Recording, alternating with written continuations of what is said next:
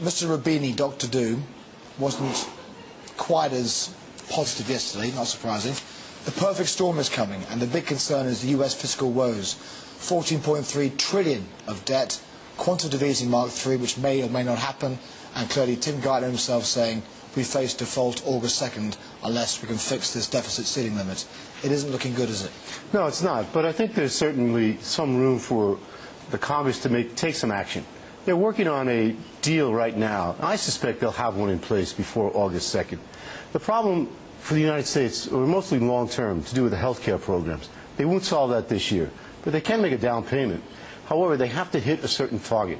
I believe that they have to show up with about $1 trillion in spending cuts by August 2nd, a plan to do that.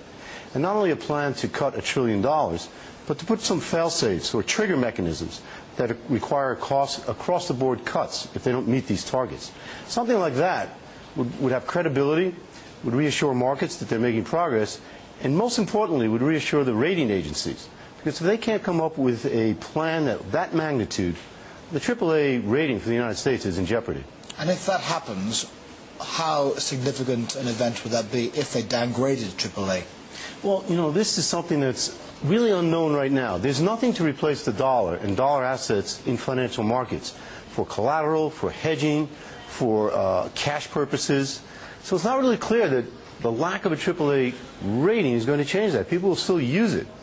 Initially, though, there's likely to be some turbulence as people try to reprice and incorporate this risk into their calculations. I mean, you mentioned before the $1 trillion figure. That made my heart skip a beat. I mean, that's quite an enormous figure in spending cuts. Is it realistic to say to the American people, okay, we'll do this now? Because if they do, there'll be outcry, surely. No, actually, we have to be a bit careful. It's not as large as it seems.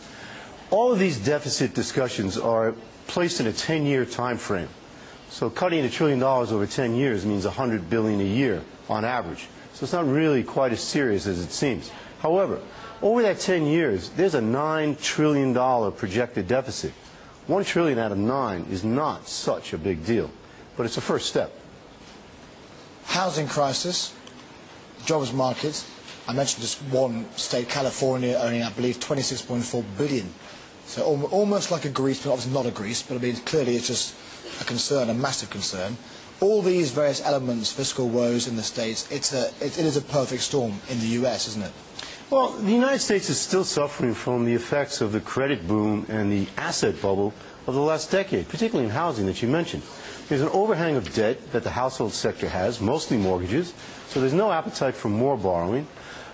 The population is growing, but household formation is not because of high unemployment, so there's very little new demand for housing.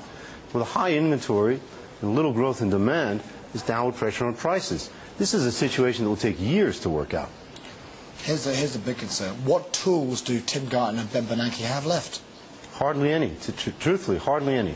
It's clear that the effectiveness of monetary policy becomes less and less the more they try to apply it, and particularly in a situation where people do not want to use more credit.